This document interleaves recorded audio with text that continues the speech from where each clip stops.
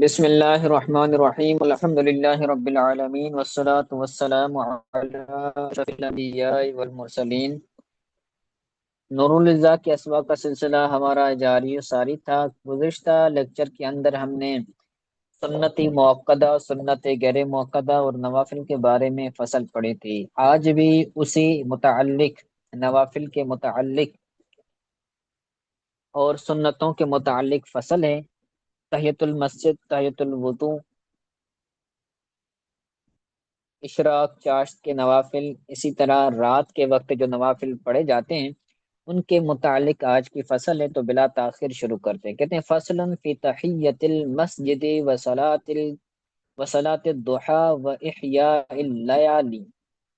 لیالی یہ لیلتن کی جمع ہے، یعنی راتوں کو زندہ کرنا۔ تو یہ فصل تحیۃ المسجد کے بارے میں، چاشت کی نماز کے بارے میں اور راتوں کو زندہ کرنے کے بارے میں۔ اس کا آسان الفاظ میں ترجمہ ہوگا شب بیداری کرنا، شب بیداری کرنا، اس کے بارے میں یہ فصل ہے۔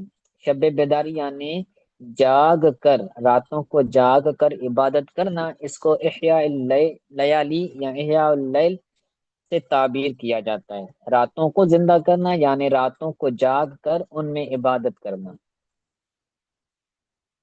تو کہتے ہیں سنت تحیۃ المسجد، اس کو مجہول بھی پڑھ سکتے ہیں، معروف بھی پڑھ سکتے ہیں، سنہ بھی پڑھ سکتے ہیں، سنہ بھی پڑھ سکتے ہیں۔ تو میں نے مجہول پڑھا ہے، کہتے ہیں سنت تحیۃ المسجد برکعتین قبل قبل الجلوس، بیٹھنے سے پہلے 2 رکعتیں تحیۃ المسجد پڑھنا سنت قرار دی گئی ہے۔ مجہول والا ترجمہ، اور اگر معروف پڑھیں گے تو کہیں گے بیٹھنے سے پہلے 2 رکعتیں تحیۃ المسجد پڑھنا سنت ہے۔ تحیۃ المسجد یعنی مسجد کے احترام میں۔ دوسرا ہوتا ہے تحیۃ الوضو، تو اس کا بھی آگے بیان آ رہا ہے۔ اگر کوئی بندہ مسجد کے اندر داخل ہے اور باوضو ہے تو وہ بندہ 2 رکعتیں نماز نفل پڑھے گا جو کہ سنت ہیں، بیٹھنے سے پہلے، یعنی پہلے بیٹھے گا نہیں، پہلے پڑھ کر پھر بیٹھے گا۔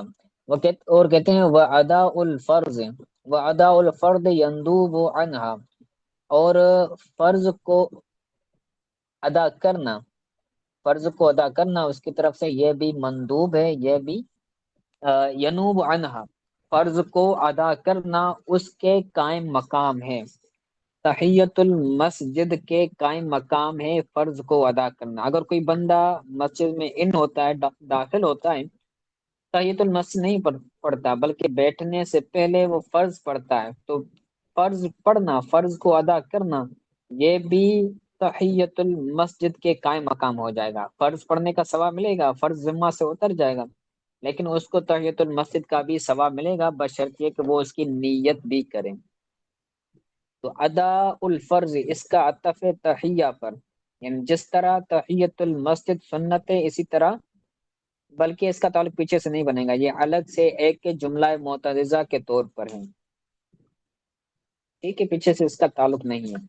آگے کہتے ہیں وَكُلُّ صَلَاةٍ أَدَّاهَا عِنْدَ الدُّخُولِ بِلَا نِيَّةِ تَحِيَّةٍ، ہر وہ صلات جس کو داخل ہونے کے وقت پڑھتا ہے بغیر تحیت کی نیت کیے۔ کل صلاۃ اداہا عند الدخول بلا نیت التحیت، ہر وہ نماز جس کو بندہ داخل ہونے کے وقت ادا کرتا ہے بغیر تحیہ کی نیت کے، تو وہ بھی اس تحیت المسجد کے قائم مقام ہو جائے گی۔ ینوب، یہ ناب ینوب نائب ہونے سے ہے۔ اگر کوئی بندہ فرض ادا کرتا ہے تو وہ فرض بھی تحیت المسجد کے قائم مقام ہو جائے گا۔ اگر کوئی بندہ فرض نہیں پڑھتا، کوئی اور نماز پڑھتا ہے، وتر پڑھتا ہے، کوئی سنت پڑھتا ہے، کوئی قضا پڑھتا ہے، کوئی نظر مانی ہوئی نماز پڑھتا ہے، تو ہر نماز جو بندہ پڑھے گا داخل ہونے کے بعد تو وہ اس کی قائم مقام ہو جائے گا۔ آگے کہتے ہیں وَنَدُبَ رَكْعَتَانِ بَعْدَ الْوُضُوءِ قَبْلَ جَفَافِهِ، ندبہ رکعتان بعد الوضوء قبل جفافی، رکعتان یہ ندبہ کا فاعل ہے۔ وضو کے بعد جسم کے خشک ہونے سے پہلے 2 رکعتیں پڑھنا مستحب ہے۔ اصطلاحی ترجمہ: وضو کے بعد جسم کے خشک ہونے سے پہلے 2 رکعتیں پڑھنا مستحب ہے، جس کو تحیۃ الوضو کہا جاتا ہے۔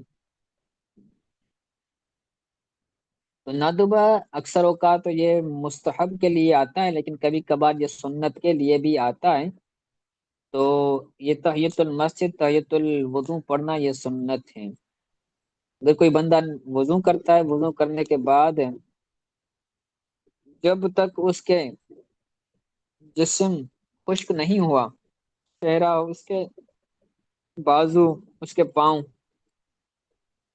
خشک نہیں ہوا، تب تک وہ تحیۃ الوضو نیت کر کے پڑھ سکتا ہے، یہ اس کے لیے سنت ہے۔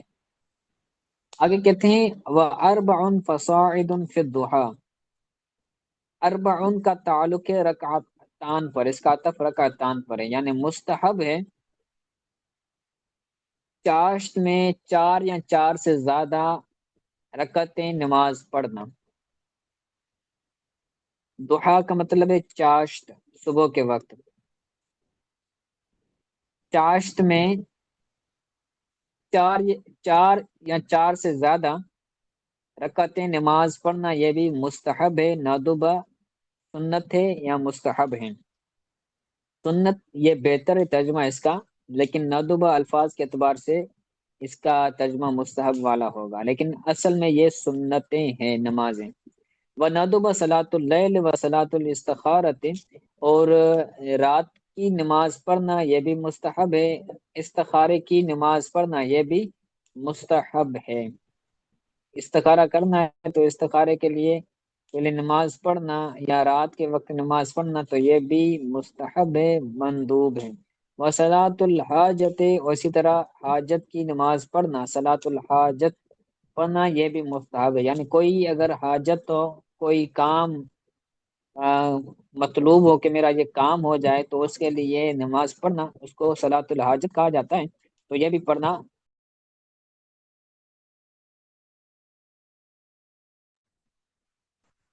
اس کے بعد کہتے ہیں وَنَدُبَ إِحْيَاءُ لَيَالِ الْعَشْرِ الْأَخِيرِ من رمضان۔ وَنَدُبَ إِحْيَاءُ، ندب کا فاعل ہے، وَنَدُبَ إِحْيَاءُ لَيَالِ الْعَشْرِ الْأَخِيرِ من رمضان، پیچھے سے ترجمہ کریں گے، رمضان کے آخری عشرے کی 10 راتوں کو زندہ کرنا یہ مستحب ہے۔ احیاء کا مطلب ہے زندہ کرنا، اور اس کا میں مطلب کو بتا چکا ہوں کہ راتوں کو جاگ کر عبادت کرنا، اس کو احیاء لیالی یا احیاء اللیل کہا جاتا ہے۔ تو رمضان کی آخری 10 راتوں کو زندہ کرنا یعنی ان میں عبادت کرنا یہ بھی مستحب ہے، یہ بھی مندوب عمل ہے۔ ترجمہ پیچھے سے کریں گے تو بہتر بنے گا۔ اسی طرح وَإِحْيَاءِ لیالت لیلت العیدین، یہ تسنیہ تھا، لیلتان تھا اصل میں، تو حالت نصبی حالت جری میں ہے، تو حالت جری تسنیہ کی دونوں سیم آتی ہے، حالت نصبی حالت جری، تو یہ لیلتین تھا، اضافت کی وجہ سے اس کا نون بگڑ گیا، تو لیلت العیدین، دونوں عیدوں کی دونوں راتوں کو زندہ کرنا یہ بھی مستحب عمل ہے، یہ بھی مندوب عمل ہے۔ دو عیدیں کون سی؟ عید الفطر اور عید الاضحیٰ، ان دونوں عیدوں کی رات میں عبادت کرنا، جاگنا، یہ بھی مستحب عمل ہے، مندوب عمل ہے۔ وَلَيَالِي عَشْرٍ، وَلَيَالِي عَشْرِ ذِی الْحِجَّہ، ذو الحجہ کے 10 راتوں کو زندہ کرنا یعنی ان میں عبادت کرنا یہ بھی مستحب عمل ہے۔ ذوالحجہ یعنی اس کی پہلی 10 راتیں، پہلی ذوالحجہ سے لے کر 10 ذوالحجہ تک۔ ولیلہ ولیلۃ النصف من شعبان، اور 15ویں شعبان کی رات کو جاگ کر عبادت کرنا یہ بھی مستحب عمل ہے۔ وَيَكْرَهُ الْإِجْتِمَاعُ عَلَى إِحْيَاءِ اللَّيْلِ عَلَى إِحْيَاءِ اللَّيْلَةٍ مِّنْ هَٰذِهِ اللَّيَالِي فِي الْمَسْجِدِ، اور مسجد میں ان راتوں میں سے کسی رات شب بیداری کرنا، یہ شب بیداری کے لیے اجتماع کرنا مکروہ ہے۔ پیچھے سے ترجمہ کیا ہے، آگے سے کریں گے تو یہ بھی درست بنے گا۔ کہتے ہیں اجتماع کرنا مکروہ ہے، مسجد میں اجتماع کرنا مکروہ ہے، فی المسجد، یہ اس کا تعلق ہے اجتماع کے ساتھ، ظرف لغو بن کر اجتماع سے متعلق ہوگا کہ مسجد میں اجتماع کرنا مکروہ ہے ان راتوں میں سے کسی ایک رات میں شب بیداری کے طور پر، یعنی جو پیچھے راتیں گزری ہیں۔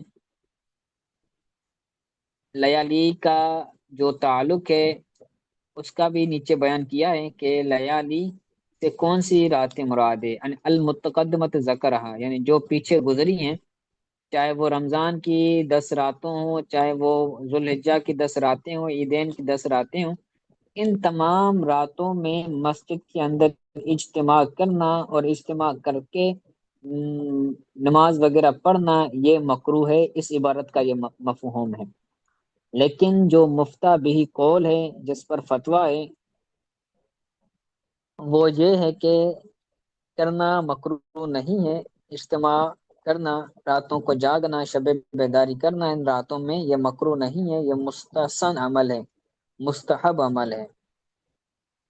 مسئلہ یہاں آتا ہے کہ جب نفل نماز پڑھی جائے، جیسے صلاۃ و تسبیح پڑھی جاتی ہے ان راتوں کے اندر یا نصف شعبان کی رات کے اندر، تو اس کے لیے لوگوں کو بلایا جاتا ہے اور بلا کر وہ نفل نماز جماعت سے پڑھی جاتی ہے۔ تو مسئلہ یہاں آتا ہے، تو امام اہل سنت، اعلیٰ حضرت امام اہل سنت نے یہ عبارت لکھی ہوئی ہے،